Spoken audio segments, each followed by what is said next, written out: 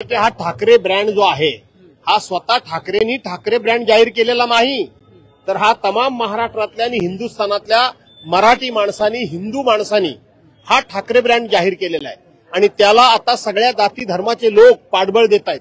काल परवापर्यंत हिंदू आणि मराठीच माणसं त्याला पाठबळ देत होती, परंतु आता मुस्लिम असतील, बौद्ध असतील, जैन असतील, ईसाई असतील, शीख असतील, ख्रिश्चन असतील, सगळे लोक या ठाकरे ब्रँडला पाठिंबा देत आहेत।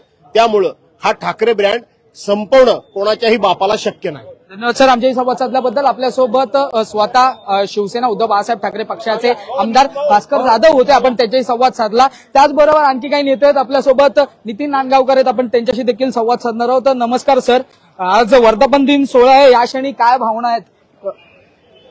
अतिशय आनंदामध्ये मराठी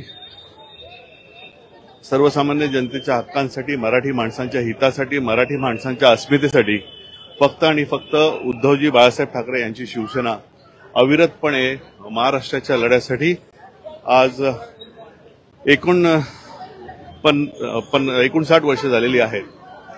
पुढच्या वर्षी 60वा अतिशय जल्लोषामध्ये आम्ही शिवसेनेचा वर्धापन दिन साजरा करणार आहोत।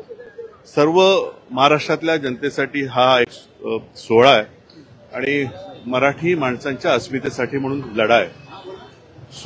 आम्ही उत्साह साजरा करण्यासाठी इथे आलेलो आहोत।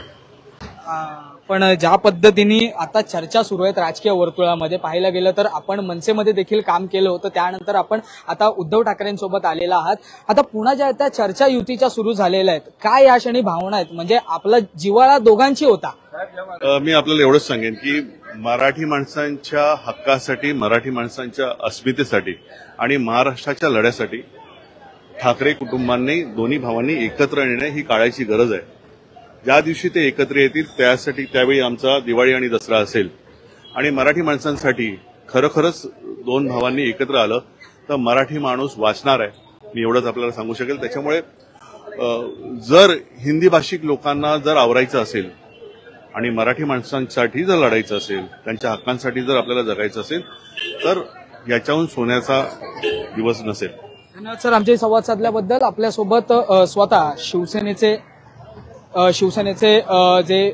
ज्यांच्या माध्यमातून जनता दरबार जो आहे तो शिवसेनेचा सुरू असतो, तेच म्हणजे नितीन नांदगावकर होते। त्यांचं देखील आपल्याला जे इथे वक्तव्य जे इथे भेटलेलं आहे, नेमकं काय म्हणाले ते म्हणजे दोन्ही ठाकरे एकत्र येणं हे काळाची गरज आहे असं त्यांचं म्हणणं आहे। त्याचबरोबर आपल्यासोबत आमदार भास्कर जाधव होते, ठाकरेंच्या शिवसेनेचे नेते, त्यांचं देखील तेच म्हणणं आहे। परंतु हा संपूर्ण डिसिजन जो आहे तो आदेशावरती आहे आणि जो आदेश उद्धव ठाकरेंच्या माध्यमातून दिला जाईल, त्याचमुळे आता हे पाहणं गरजेचं ठरणार आहे आजच्या या संपूर्ण मेळाव्यामध्ये काय आदेश जो आहे तो उद्धव ठाकरेंच्या माध्यमातून या सर्व कार्यकर्त्यांना आणि नेत्यांना दिला जाईल। मुंबईहून मी आदित्य जाधव, कॅमेरामॅन प्रणित हातेसह तुम्ही पाहतात लोकमत।